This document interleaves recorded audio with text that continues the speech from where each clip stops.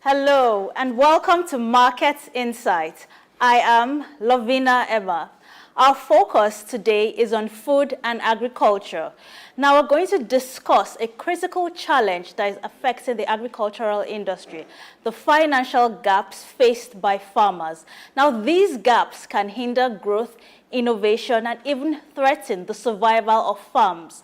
But fear not, we're here to explore solutions.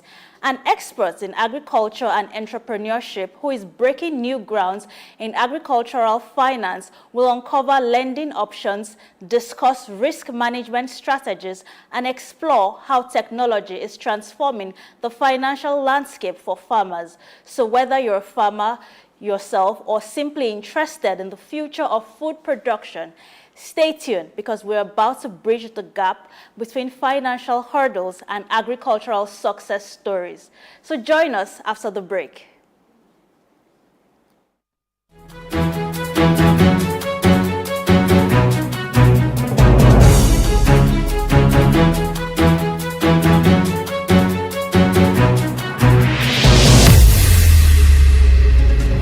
Dr. Ajili to be his. My name is Etemere Glover. Naomi. Well done, and shout out to SOUQ News. Shout out to SOUQ News. I want to encourage everyone to keep watching SOUQ News. Shout out to SOUQ News, and yes, tune into them. Keep watching SOUQ News. They are one in town. Hey, we're watching SOUQ News. Keep watching SOUQ News. Keep watching SOUQ News. Catch them on YouTube and all social media channels. Hey, my name is Frank Edowo, and I'm imploring you. No, forget that. I am forcing you, coercing you to always stay tuned to SOUQ News for your news requirements.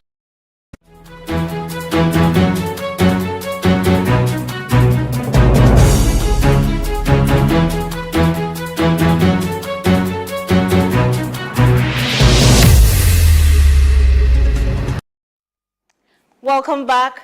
My guest this morning is Emmanuel Abusin. He's the Executive Director, Pan-African Institute of Agribusiness Management and CEO, Trema Agro Services Limited.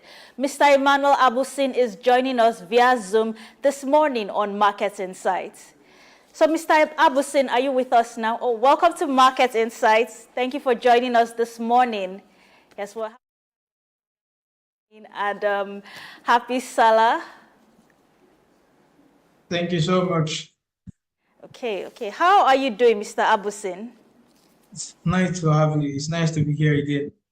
It is. We are happy to see you. So we're discussing how to bridge the financial gaps for farmers, exploring solutions. Now, we know that farming in Nigeria is something that is very, very important to us in this country.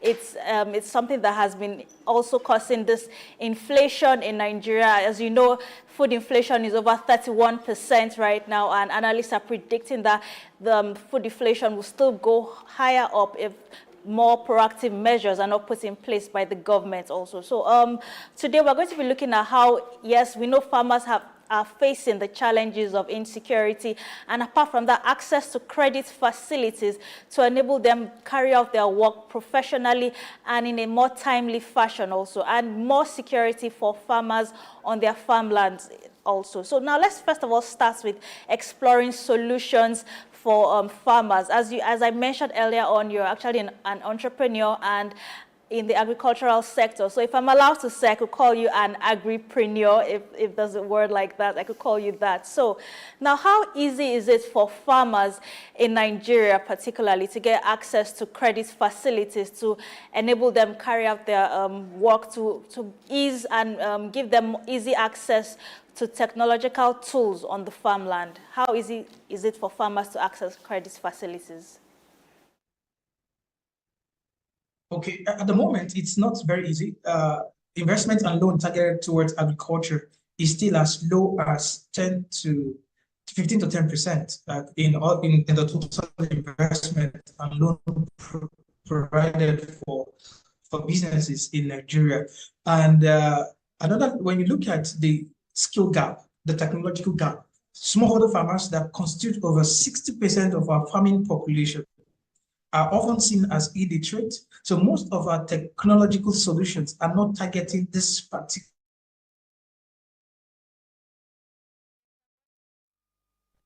Yes, thank you for that. We're experiencing a little bit of a technical hitch with Mr. Abusin, but we'll be joining him back in a few seconds, and he's going to tell us more about why it's a bit difficult for farmers to access credit facilities on their work. So let's take a short break now. When we get back, we'll continue our discussion with Mr. Abusin. Okay. Mr. Abusin is back with us now. Welcome back, Mr. Abusin. Thank you so much. Can you hear me now? Can you hear me better now? I hear you, yes. I can hear you, Mr. Abusin.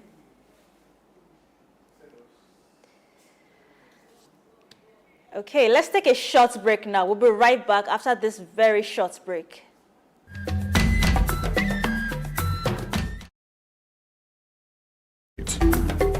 Broad Street, situated in Lagos Island, is steeped in Nigerian history. Once the biggest financial hub of the country, it housed the headquarters of major banks, linked to CBN, the stock exchange, and the loads of lender companies. Broad Street is a historically significant street. It has played a central role in the development of Lagos and history, an important commercial and administrative center for the British colonial authorities. It was also a home to some of the city's earliest modern buildings. Broad Street was a residential area in the pre-colonial era. With the British came the Methodist Boys High School in 1878 and the Broad Street Prison in 1882, renamed Freedom Park. The General Hospital, which was a British military hospital, was built in 1893, being the first general hospital in Nigeria. The old British Secretariat building, which is now the Federal Ministry of Justice, was built in 1906. Broad Street has seen a full turn into modern commercial office blocks, complexes, skyscrapers, and markets from the Outer Marina through Akpombo, early into the Adeniji Adele Road. Broad Street is one of the busiest streets in Nigeria on weekdays, where commercial activities take place day and night. From modern buildings to ancient structures, this street gives one a raw dose of life in Lagos. Broad Street is often referred to as Lagos Financial District. It boasts a mix of architectural styles, reflecting its long history, colonial-era buildings, Victorian and Edwardian architectural features, alongside more modern skyscrapers and structures. Broad Street remains a vital, vibrant part of the Nigerian economy. Broad Street. SOUQ.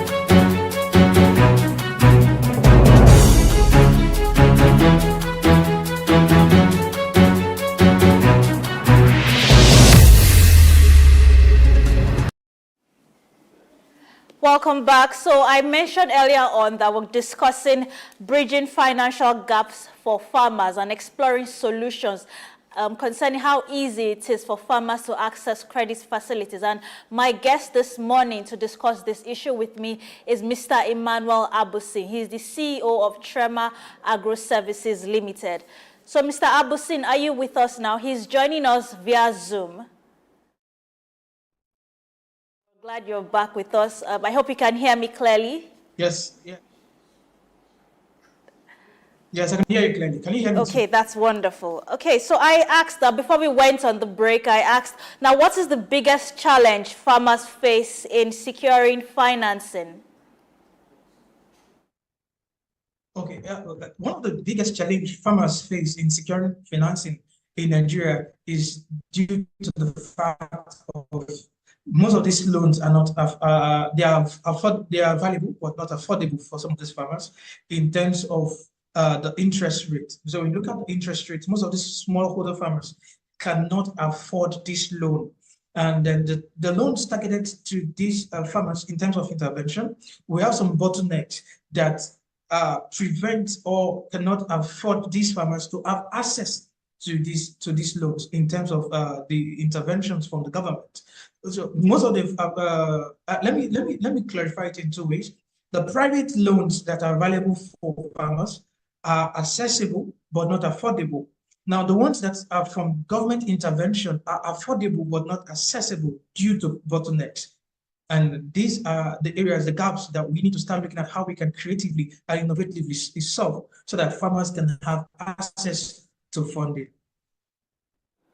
Okay, now you mentioned that the ones from financial institutions are accessible but not affordable, and the ones from government institutions are, they are actually, if I'm allowed to say, they are affordable but not accessible. Now, how can we bridge this gap to make it easier for farmers? Because as I mentioned earlier on, it's a very critical situation where food is so important, and farmers play a very important role in the fact that they produce this food. So insecurity matters aside. Now, how can we make it easy for farmers to access these loans, whether it's the ones from financial institutions or the micro loans, or the ones from even what we have popularly these days, crowdfunding from different internet sources? Now, how can farmers access money or finance from these areas to make it their work easier?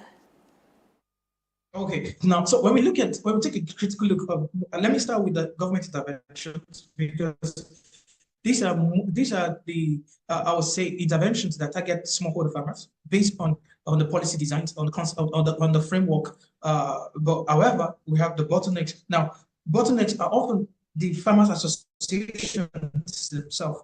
Now, so we have farmers associations that are meant to protect the interests of the smallholder farmers.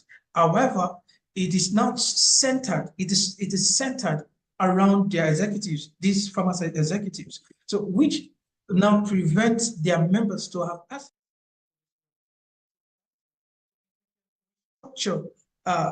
If we can restructure very well the gap between the members and the executives in terms of access to these affordable loans interventions created by the government. Now, we will not go to the other part. We look at the financial institutions, the commercial banks, the financial banks.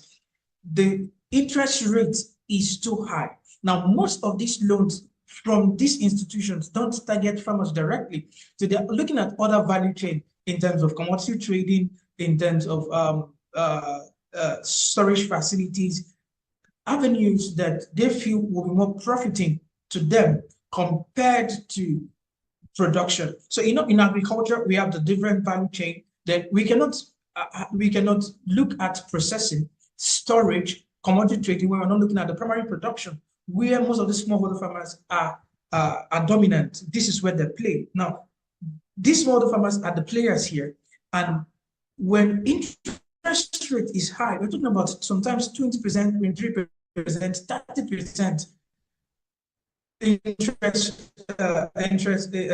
interest for on this loan, and most of these farmers cannot have.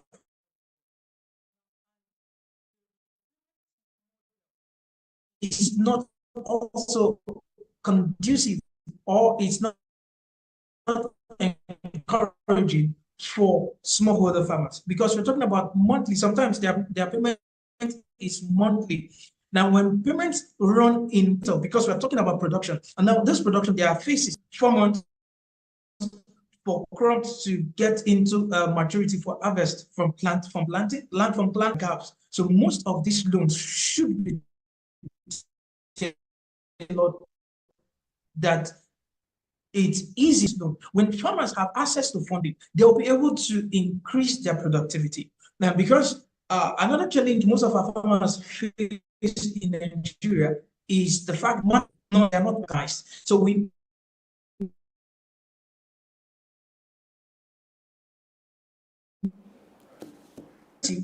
for these farmers. So when we say let's Mr. Emmanuel, can you hear me? Let's leave the aspect of insecurity. So when these farmers come, and it is the cost of Short break now because of this small technical difficulty. We'll be right back after these messages.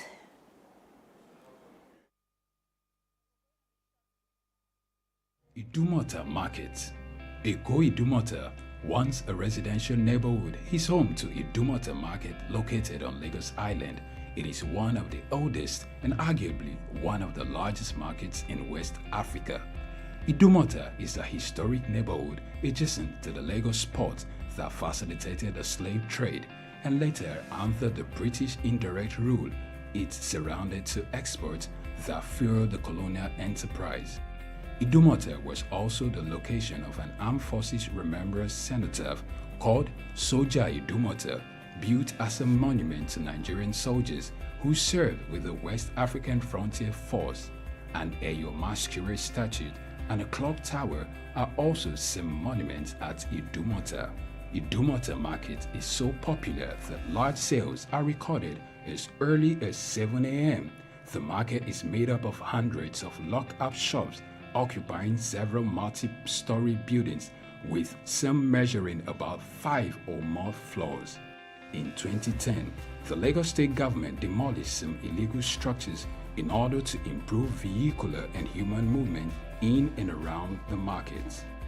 During weekdays, the neighborhood of Idumota is densely populated by shoppers, traders, and bus passengers. From the Carter Bridge, ascending into Lagos Island, passengers can see the neighborhood before disembarking at their final destination. Idumota market accommodates the substantial inflow of imported goods. The bulk of import from abroad are routed first through Idumota and then on to other markets through Nigeria and other West and Central African countries. The energy of private Idumota traders and wholesalers facilitate this activity, where millions of US dollars worth of wholesale is exchanged daily. Idumota Market, SOUQ Enlightenment, Tafawa Balewa Square, TBS. Tafawa Balewa Square was initially used as a horsing ground called Lagos Race Course. The edifice was constructed by General Yakubu Gowon in 1972 and named after Nigeria's first Prime Minister, Sir Tafawa Balewa.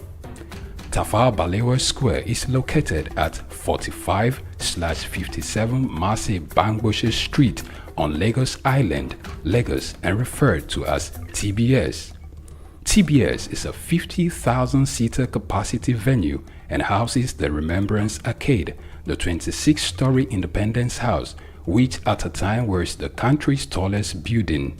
When Lagos served as the country's seat of government, the National Assembly Complex was within the TBS. Also in the square are the National Broadcasting Commission Office, the Nigerian Hydrological Services Agency Office, shopping centers, travel agencies, restaurants, car parking lots, and a bus terminal. Tafawa Balewa Square is adorned with beautiful statues of white horses and red eagles, symbols of strength and dignity. Her historic neighbors include the King's College and the Holy Cross Cathedral. Tafawa Balewa Square hosted some of the country's memorable events, such as the Independence Day in 1960, when Nigeria gained independence from Britain, the Armed Forces Remembrance Day, which is celebrated annually on January 15. The edifice is a national cultural asset. Tafawa Balewa Square, SOUQ Enlightenment. Broad Street. Broad Street, situated in Lagos Island, is steeped in Nigerian history. Once the biggest financial hub of the country, it housed the headquarters of major banks, linked to CBN, the stock exchange, and the loads of lender companies. Broad Street is a historically significant street. It has played a central role in the development of Lagos and history, an important commercial and administrative center for the British colonial authorities. It was also a home to some of the city's earliest modern buildings. Broad Street was a residential area in the pre-colonial era. With the British came the Methodist Boys High School in 1878 and the Broad Street Prison in 1882, renamed Freedom Park.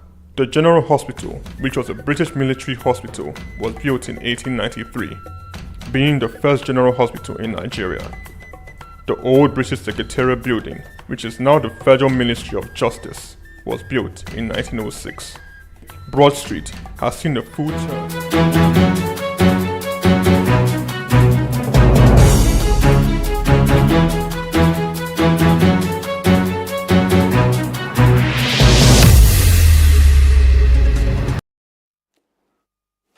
Welcome back. So I was talking with my guest via Zoom, Mr. Emmanuel Abusin, the CEO of Agro-Trema Industry Services Limited. So we're discussing how easy it is for farmers to get access to credit facilities for them to be able to purchase more technologically improved tools for them to work on their farmlands, and to also buy things to help them with their crop production cycles. And we are not really focusing on insecurity right now. We know that that's an issue, and the government is working with other state governors to actually ensure that farmers have security on their farmlands. But concerning credit facilities for farmers, that's a very important issue. And like my guest was saying, he mentioned different loans that are accessible for farmers. There's the federal government intervention. There's also loans from commercial institutions, financial institutions that farmers can access. So the question is which ones are affordable but not accessible, and the ones that are accessible but not affordable. So we're going to be discussing that with Mr. Emmanuel Abusin. He just had a bit of a technical issue, and he mentioned some very valid points that farmers do need these loans to help them with their crop production. Apart from that, they also need these loans to get more technological tools on the farmlands. In addition, they also need to, the high interest rates for farmers needs to actually be looked into, because these are small-scale business owners that are actually working using the seasons to make money. So whenever their crops are harvested, that's when they can sell them to the market and make money for this. So high interest rates for farmers should be considered, because it shouldn't be that high for them since they're just starting out with business. And another thing that I would also recommend is that farmers need to come together to form groups. I think when a financial institution sees more groups of farmers, they're more maybe more confident that they could get back the money that was loaned to them in the first place, as opposed to just maybe one person coming and say, oh, I'm a farmer, I need a loan for so and so reason. But if it's a group together, they are confident maybe that this group can work together, they can harvest their crops on time, they can sell it to the market, and I can make the profit or the money that I lended back to them. I can get my returns as soon as possible, which is what investors are looking at the moment. So we're still trying to connect with our guest via Zoom, Mr. Abusin, but if we do not do that, we can continue this conversation. And I look forward to actually hearing your comments or seeing your comments on social media concerning this issue. I know lots of us are interested in farming right now, considering the fact that our inflation is over 31%. It's something that we really need to work on right now. So earlier on, our previous guests on the program have also mentioned that each person should try to have a small garden at the back of their houses just to help combat this high inflation. So in the event that we are maybe planting things like vegetables or tomatoes or pepper on our small garden at the back of our houses, perhaps that could help us so that we don't have to keep buying all these things all the time in the market. So it's just some little points like this that we could consider. So we'll still get back to Mr. Abusin in a few minutes. Please bear with us for this technical difficulty. In the meantime, let's just take a short break. We'll be right back after these messages.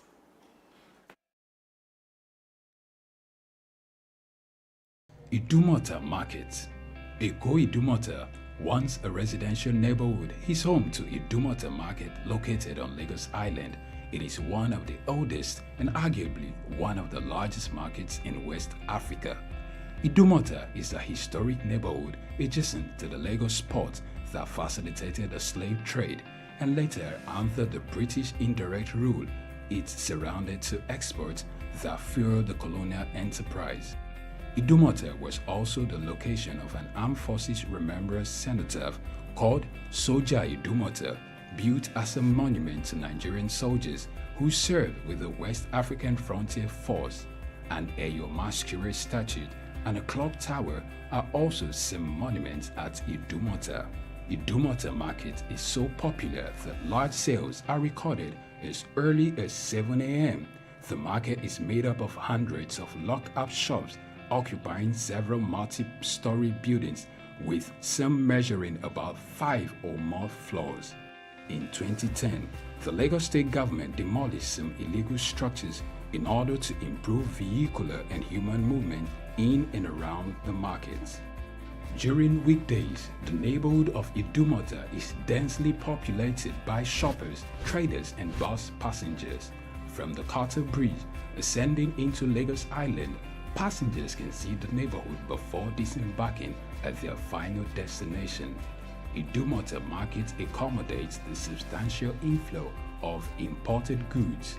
The bulk of import from abroad are routed first through Idumota and then on to other markets through Nigeria and other West and Central African countries. The energy of private Idumota traders and wholesalers facilitate this activity, where millions of US dollars worth of wholesale is exchanged daily. Idumota Market, Tafawa Balewa Square, TBS.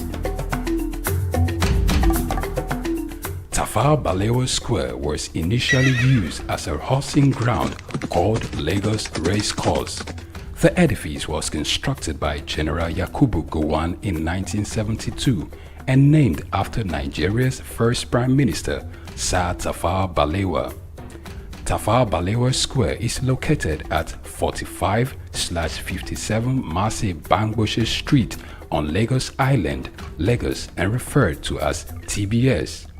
TBS is a 50,000-seater capacity venue and houses the Remembrance Arcade, the 26-story Independence House, which at a time was the country's tallest building. When Lagos served as the country's seat of government, the National Assembly Complex was within the TBS. Also in the square are the National Broadcasting Commission Office, the Nigerian Hydrological Services Agency Office, shopping centers, travel agencies, restaurants, car parking lots, and a bus terminal. Tafawa Balewa Square is adorned with beautiful statues of white horses and red eagles, symbols of strength and dignity. Our historic neighbors include the King's College and the Holy Cross Cathedral. Tafawa Balewa Square hosted some of the country's memorable events, such as the Independence Day in 1960, when Nigeria gained independence from Britain, the Armed Forces Remembrance Day, which is celebrated annually on January 15. The edifice is a national cultural asset. Tafawa Balewa Square, SOUQ Enlightenment. Lateef Jakonde. Born Lateef Kayode Jakonde in the Ekpetedo area of Lagos Island, Lagos State on July 1929. He studied at the Lagos Public School at Enuowa, Lagos Island, then at Bonham Memorial Methodist School, Port Harcourt, King's College, enrolled at Ilesha Grammar School, where he edited a literary paper called The Quarterly Mirror. Jakonde began a career in journalism in 1949 with the Daily Service and joined the Nigerian Tribune in 1953. The owner, Chief Obafemi Awolowo, appointed Jakonde editor-in-chief of the Tribune in 1956.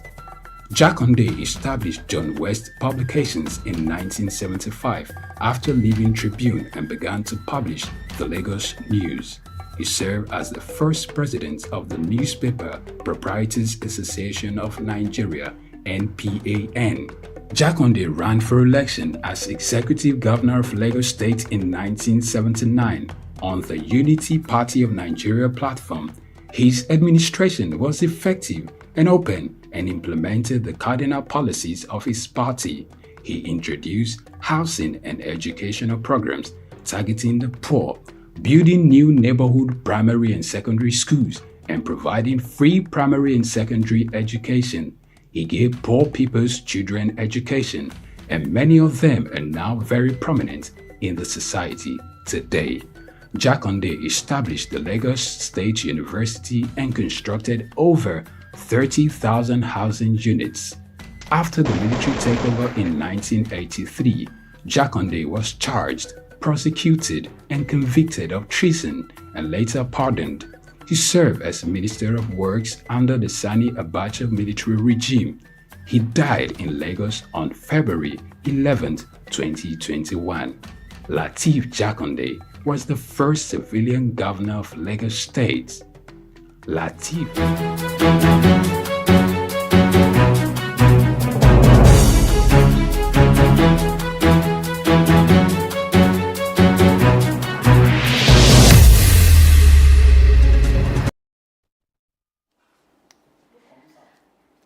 Welcome back from that short break. Yes, my guest, Mr. Emmanuel Abusin, was experiencing some technical difficulties from his own end. He joined us via Zoom for today's show, but it appears he's experiencing some technical difficulties, and we're discussing how easy it is for farmers to get access to credit facilities. But at the moment, he hasn't been able to resolve his technical issues. Mr. Abusin, are you with us now? Yes, can you hear me clearly now? Is it better? I can hear you clearly, yes, Mr. Abusin. I'm glad you're able to join us and you have been able to resolve the technical issues from your own end. Thank you for that. Okay, so we're still discussing the biggest challenges that farmers face in securing financing.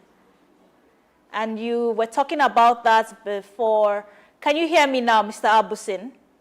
Yes, I can hear you clearly. So, like I was saying earlier, that most of these fundings that are affordable due to bottlenecks, they are not accessible to farmers in terms of the ones provided by the government, the interventions by the government.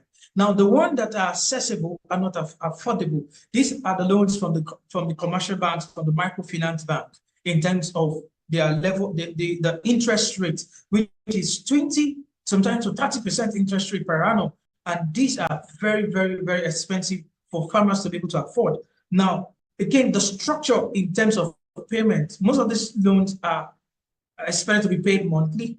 And in agriculture, especially for the primary production, it takes time from planting to harvest, which sometimes 3, 4, 5 months. In terms of cassava, some cassava at 9 months. So you cannot expect farmers to repay their loans the way an average market person, market women paid their loan. So some of these loans from the commercial banks are not tailored to meet the needs of farmers. So these are some of the challenges farmers are facing. Now, when we not talk about the intervention from federal government, which is more affordable because most of these loans are in their single-digit interest rate.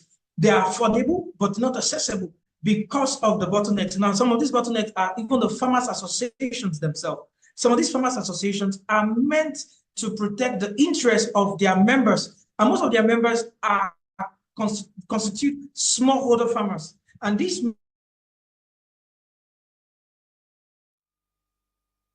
Mr. Abusin is having a bit of a technical issue again with his network. Okay, he's back now. Yes, continue, Mr. Abusin. Apologies, please. All right.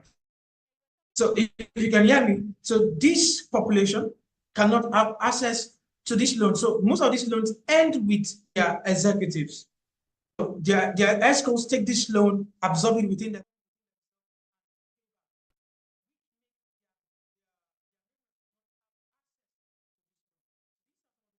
that we need to, some of the bottleneck we need to start addressing. First of all, empowering these associations to know that when their members have been empowered, it is now easier for more intervention to come to them. Just like the Anchor Brass program that that was stopped because of the repayment, because of the poor repayment that is happening, that the intervention experienced. Over 1 trillion naira was invested, less than 25% repayment loan. So these are some of the challenges, these are some of the bottlenecks that need to be looked into for smallholder farmers to be able to have access to most of these financial facilities, both from the private and the public sector. Okay, I understand what you're saying, Mr. Abusin, but we also know of traditional lenders. Now, how can traditional lenders better serve the need of agricultural businesses? Because we know there, like you rightfully mentioned, there are some bottlenecks with getting loans from government intervention funds and also from financial institutions. So what about traditional lenders? Can they come into this gap and close this gap for farmers? Definitely. Even as we speak, most of the loans that these farmers are having access to in their small capacity are provided by traditional lenders. Now, these traditional lenders, for them to be able to do more, they also need to be trained. They also need to be empowered. Now, when I talked about empowerment here, it's about scaling what they're doing. Now, so training, capacity building for them, and then also capacity building for the farmers so that it can be more lucrative. When I mean lucrative now is that the farmers must understand that farming must move from man-powered to mechanization. Now, when we are talking about mechanization, we are now also looking at mass food crop production, which will now be what will end the food crisis in Nigeria, because we are doing at a lower scale. The traditional farmers, traditional lenders are also doing it at a smaller scale. So when they are empowered, training-wise first, financially also, now a level of investment should also go to these traditional lenders for them to do more. Now, when they are empowered, then at the other way, farmers also need to be empowered, that we stop using experience only to farm, but also looking at every other phase that all the other practice that makes farming sustainable, profiting, and productive. Okay, thank you for that, Mr. Abusi. Now, I understand what you're saying. Yes, there should be more education for farmers. There should be more education also for the traditional lenders, and also more training for them as to how they can get these loans. But what about coming together to form groups? That's for the farmers, because if a group of farmers, maybe in numbers of perhaps maybe 10 to 15, come together and approach a financial institution requesting for a loan to get more technological tools for their farmlands that will help them to aid faster crop production, wouldn't an investor be committed to that group of farmers as opposed to just maybe one or two farmers coming individually to meet with an investor or a financial institution? Okay, so I think this is one of the services Trema Agro Services provide. We do cluster farming. We are already trying to run some of our pilot programs in Adamawa State, in Taraba, Plateau, and also probably Kogi State. Now, we believe that cluster farming is another way that these individual farmers can be empowered. So when we do cluster farming, it's going to be about sharing risks, sharing the risks, sharing the cost of production, and also sharing the profit. Now, this will make farmers to produce more. Individually, the cost of accessing these facilities is quite high. Then again, the trust level is also there. Then because it is still loan collected, and then it still boils down to, like I said earlier, manpower driven. So the result will be little. But when we do cluster farming, we can also start introducing mechanization. Now, when we introduce, until mechanization is introduced in our farming system in Nigeria, we may not be able to achieve the kind of result we are looking at, because manpower has limitation. So when a farmer has, for example, 3 hectares, 4 hectares, 5 hectares, the farmer, because of manpower and the cost of labor, and then again, labor is no longer being available in this rural area because of rural-urban migration. So most of the young people who are into providing services for these smaller farmers are also leaving the rural settlement to urban settlement for better life. So we need to introduce mechanization, and this mechanization is not one, a single farmer cannot afford it, but when they are into cluster, they will be able to afford it. So it makes cost less expensive and more lucrative for them. So cluster farming is another solution to what we have at the moment. And most of these farmers, because of even the little they have, by the time they come in as cluster, their little will be able to do more compared to when they're doing it as an individual. I like that suggestion, yes. So it's something that perhaps we can also adopt in a city center like Lagos, that we don't have too much available a large expanse of land for people to farm on, because most areas are well developed for commercial activities. But I think a group of people can come together to actually start their own cluster farming in the city also. So I think it's a very good intervention too. Okay, so now considering yes, we've already mentioned that traditional lenders have bridged this gap also. Now, what other public-private partnership can farmers also tap into, apart from the ones traditional lenders are serving right now? All right. So the cooperatives, most of these farmers have cooperatives. It's just that when we look at the cooperative system in Nigeria, there are some loopholes that it's making it ineffective, in the sense that when we talk about cooperative, we're also always looking at government intervention or interventions that we can take advantage of. Making so, and the effect of it is that most of the data are not correct. So when we have these farmers having excellent cooperative membership, genuine membership, cooperatives, they can do what we call savings and lending among themselves. Now, this also come back again to the point I mentioned, which is training, and this is also a service at Trema Services we are trying to provide. We are more interested in innovative agro-financing. Innovative agro-financing is to reduce the cost and the burden on the farmers in assessing affordable funding for their farms. So when we look at cooperative can be strengthened to have access to capital in terms of savings, memberships coming to save and also take loans for themselves. We call it TRIP. So that is on one side. Then when we talk about government intervention, I will advise, I'm just suggesting that government should stop giving loans to farmers, rather provide subsidy in terms of inputs. Now, input as at fertilizer, the cost of fertilizer is currently very high. So we look at subsidy in terms of fertilizer, pesticide, herbicide, so that the funding an average farmer can have access to it, he or she can be able to use it properly. Now, why am I saying that government will stop giving loan? The trust level between the citizens and the government in Nigeria is very low. So when interventions in terms of loan comes to farmers, what the farmers are seeing is, this is my own share of the national cake. The corruption, the illusion that Nigerian government is corrupt is also affecting how our citizens are responding to interventions that are coming from the government. So the people see it as, this is my own share. So they take it and don't want to repay back. But if it is in subsidy, then they can have access to input in a more cheaper cost. Now, it will also increase their productivity. And this will also has effect in our food production and also solve our food crisis. So government should look more into intervention in terms of subsidy rather than loan.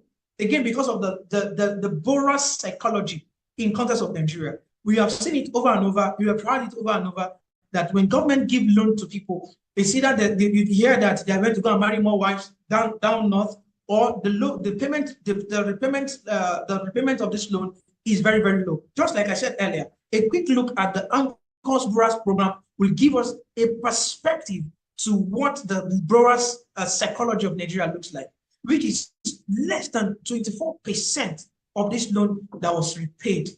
So these are, then when we now talk about public-private partnership, the government should partner more with these traditional lenders, just like we said earlier. They're already providing these facilities in a lower scale, so they can amplify what they're doing. They can upscale what they're doing, so it can be scaled up and serve the need. Then we also need to also start looking at how, as service providers to these smallholder farmers, educate the farmers in terms of mitigating the risks. Like we are looking at this here.